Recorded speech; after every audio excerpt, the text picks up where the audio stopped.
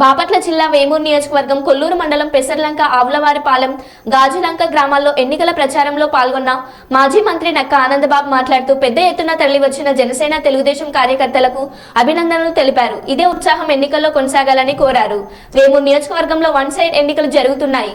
అత్యధిక మెజార్టీ ప్రజలు నాకు ఇస్తున్నారన్నారు. 2 ఓట్లు సైకిల్ గుర్తుపై వేసి గెలిపించాలని కోరారు.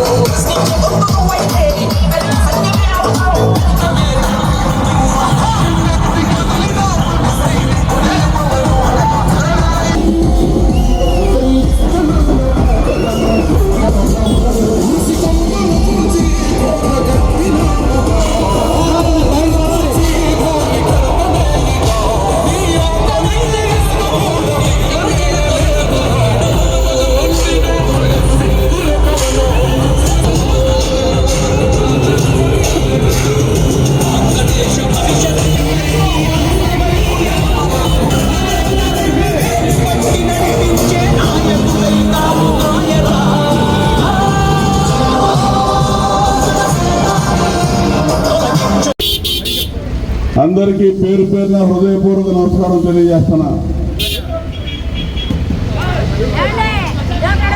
10 రోజుల్లో వదిలించిపోతా ఉన్నారు మీరందరూ కలిసి. స్పష్టంగా అర్థమవుతా ఉంది. ఎక్కడికి పోయినా మీరు చూపిస్తున్నటువంటి చొరవ, ఉత్సాహం, అభిమానం, అదేవిధంగా ఈ జగన్మోహన్ రెడ్డి ప్రభుత్వాన్ని ఎప్పుడు పారదోలాలనే చూపించే ఉత్సుకత స్పష్టంగా కనపడుతుంది. ఏ ఊరు వెళ్ళినా కూడా. పెసర్లంక గ్రామంలో కూడా నేను 4వసారి పోటీ చేస్తా ఉన్నా ఎమ్మెల్యేగా. గతంలో అనేక పర్యాయాలు ఎన్నికల ప్రచారానికి వచ్చా. ఎప్పుడూ కనపడినటువంటి సంతోషం, ఎప్పుడూ కనపడినటువంటి ఆప్యాయత మరి ఈరోజు చాలా ఎక్కువగా చూపించినందుకు మీ అందరికీ పేరు పేరున హృదయపూర్వక ధన్యవాదాలు తెలియజేస్తున్నా.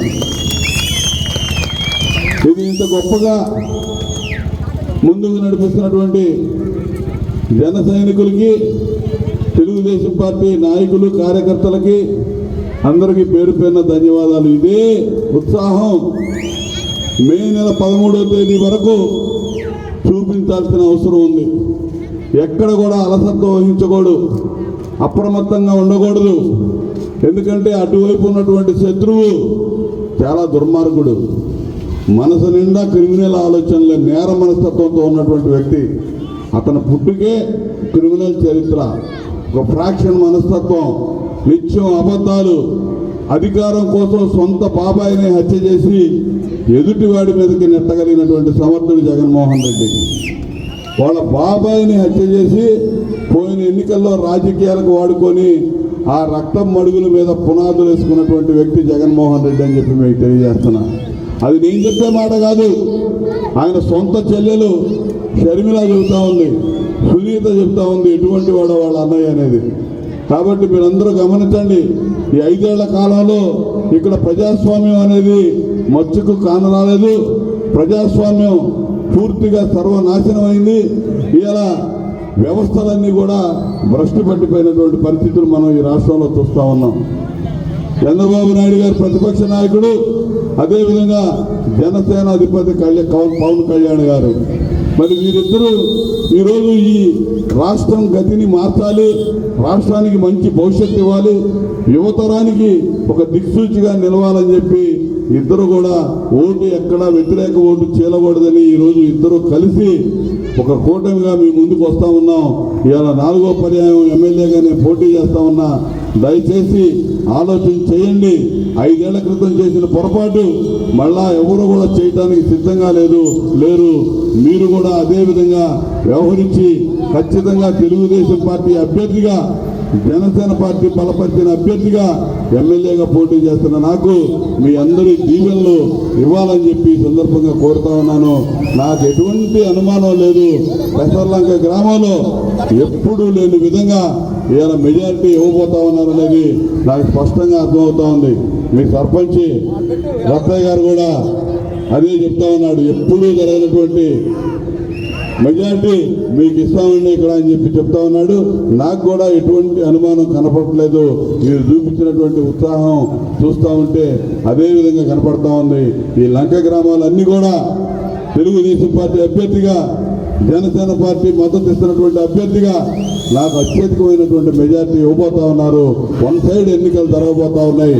ఎందుకంటే ఇవాళ జగన్మోహన్ రెడ్డి చివరి వరకు అనేక నాటకాలు ఆడతాడు.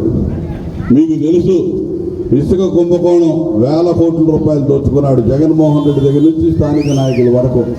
కింద స్థాయిలో కార్యకర్తలు కానీ ఎవరిని బతకనేలా, ప్రతిదీ వీళ్ళకే చేరాలి. మద్యపాన నిషేధం చేస్తానన్నాడు పోయిన 5 ఏళ్ల క్రితం. ఇవాళ మద్య వ్యాపారం ముఖ్యమంత్రి చేస్తా ఉన్నాడు. పేదవాళ్ళ బతుకులతో రక్తం జలగలాగా పట్టి తాగుతా ఉన్నాడు జగన్మోహన్ రెడ్డి. అదేవిధంగా మరి ప్రతిపక్ష నాయకుడిగా ఉన్నటువంటి చంద్రబాబు నాయుడు గారిని అక్రమంగా కేసులు పెట్టి అరెస్టులు చేసి జైలుకి పంపించినటువంటి పరిస్థితి మీరు చూశారు. జైల్లో ఉన్నటువంటిప్పుడు పవన్ కళ్యాణ్ గారు పరామర్శించి మద్దతు తెలియజేసి తెలుగుదేశం పార్టీతో కలిసి పనిచేయడానికి వారు ముందుకు వచ్చినందుకు మన అందరి తరఫున ఆ రోజునే కృతజ్ఞతలు తెలియజేశాం. ఈరోజు అదేవిధంగా ఇచ్చిన మాట ప్రకారం మరి ఇద్దరూ కలిసి బ్రహ్మాండంగా ఏకోన్ముఖంగా ముందుకు పోతా ఉన్నారు. ఈ నియోజకవర్గంలో కూడా జనసేన పార్టీ, తెలుగుదేశం పార్టీ ఏకతాటి మీద నడుస్తూ ఉంది అని చెప్పి ఈ సందర్భంగా తెలియజేస్తున్నాను. అదే విధానంలో మరి మీరందరూ కూడా రాబోయే రోజుల్లో 13వ తేదీ జరగబోతున్నటువంటి ఎన్నికల్లో తెలుగుదేశం పార్టీ, జనసేన పార్టీల ఉమ్మడి అభ్యర్థిగా పోటీ చేస్తున్న నన్ను సైకిల్ గుర్తు మీద ఓట్లేసి గెలిపించండి. ఈ రోజు అమల్లో ఉన్నటువంటి సంక్షేమ కార్యక్రమాలకి 4 రెట్లు సంక్షేమం చంద్రబాబు నాయుడు